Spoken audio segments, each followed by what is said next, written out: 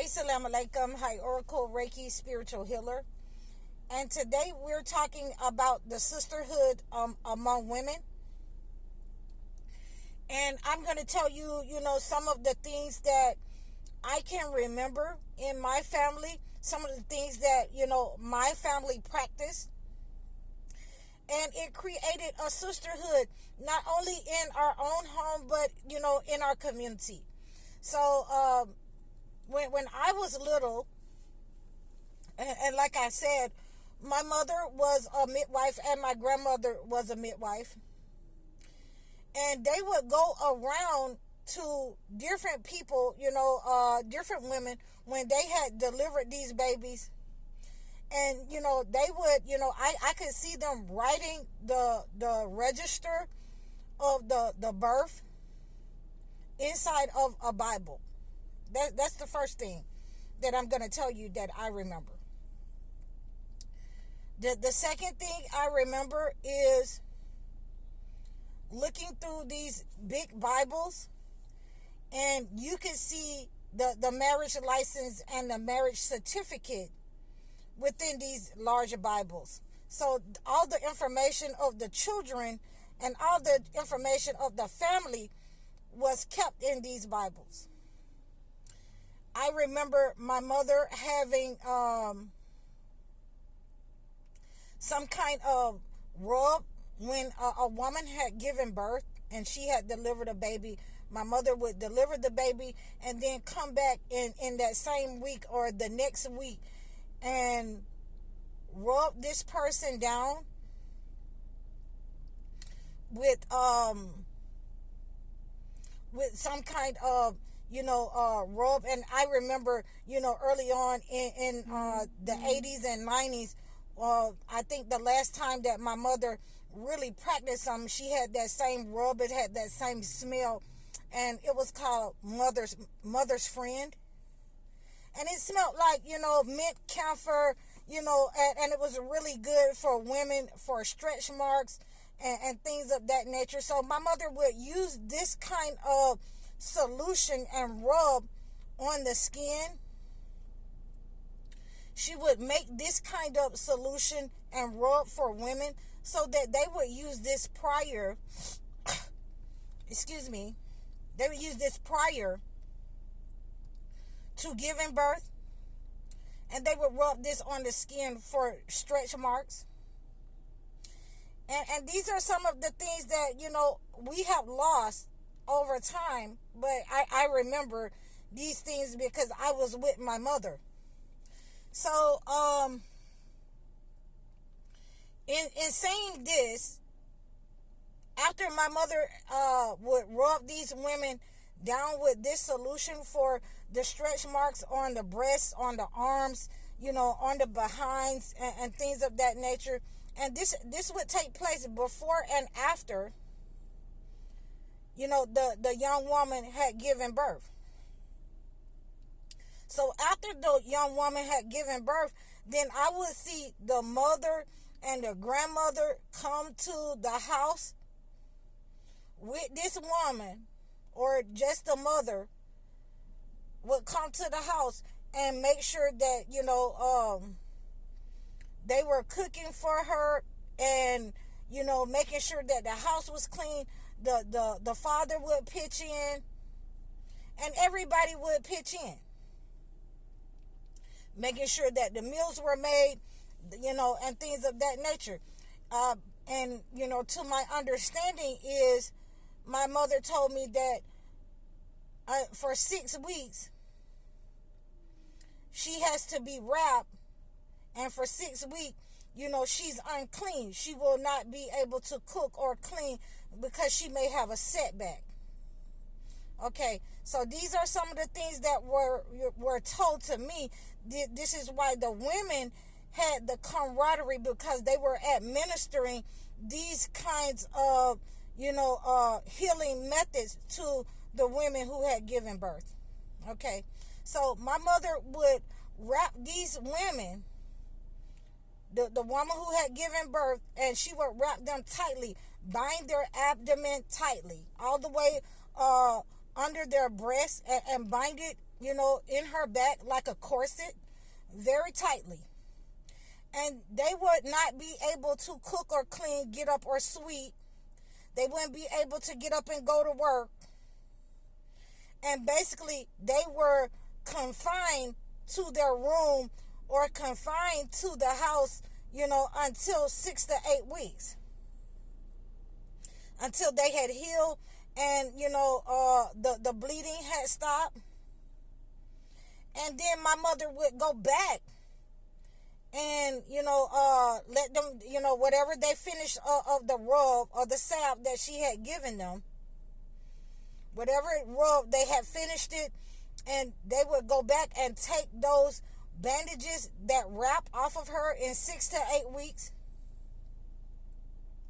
And then she would be allowed to, go about her normal duties after those 6 to 8 weeks.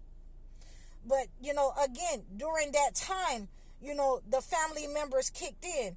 There wasn't any individualized family life. You had the grandmother, you had the grandfather, in the house. And I'm talking about all the way, to the mid-'80s. These people, the women would go and cook for these women.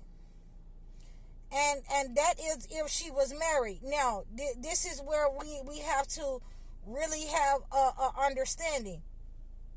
So, my mother stopped going, when she got so old, she stopped going to other people's house, and she stopped cooking, and she stopped, being in a sisterhood with a lot of these women, because you had women who were saying that you wanted their husband, or, their husband like your food better than, theirs. Instead of asking for the recipe, a lot of the women wanted my mother to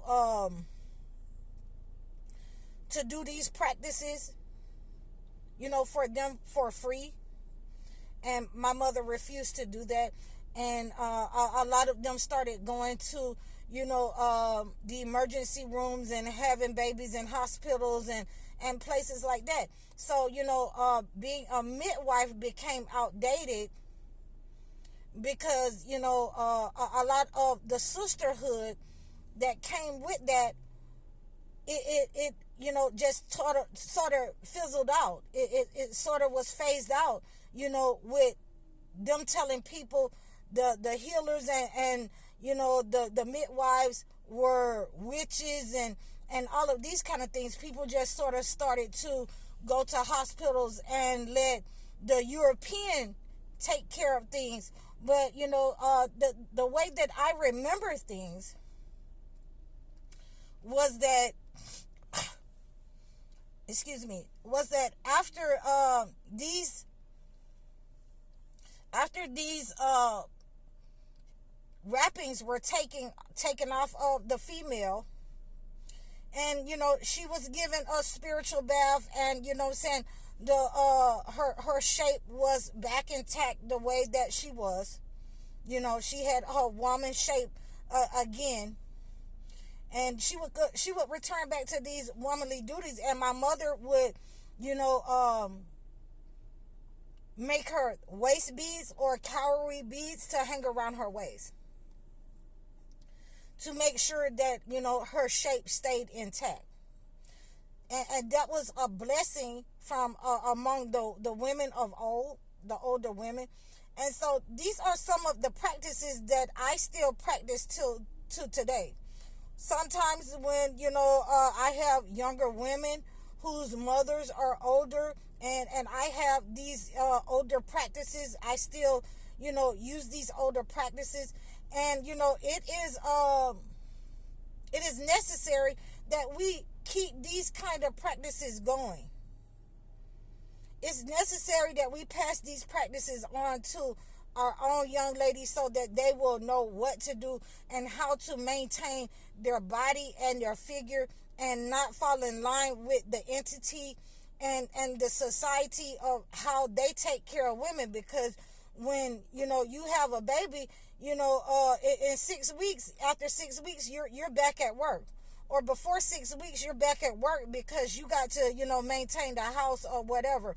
And this is why we have to maintain a sisterhood, because, even without, the men, even without the male in the home, if he walked off and left, or if he had another family, we are the women that would maintain, these married women, or the women whose husband had left. We would maintain these women in that way.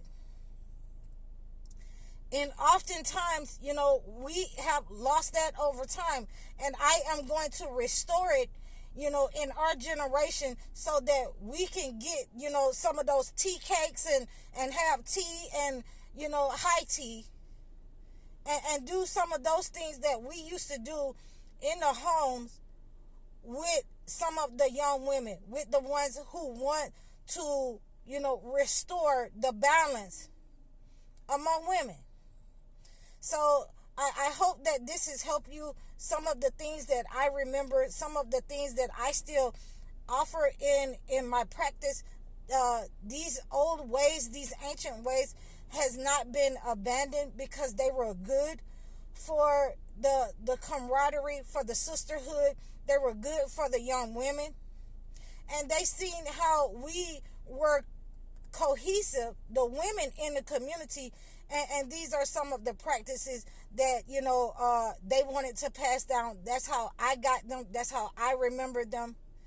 And, I hope that this has been a learning experience for you, that, we're going to restore these ways, of the ancients, of our parents, of our great-grandparents, in order to restore our sisterhood, our cohesiveness among women. So please reach out to me if you want to know more about, after birth and after females give birth, and some of the ways that you can support your health and your waist. Instead of using a waist trainer, you can reach out to me in the description below. You can book a session with me. You can also book a one-on-one consultation with me in the description below. Donate to my channel. I'm High Oracle, Reiki Spiritual Healer. Assalamu alaikum.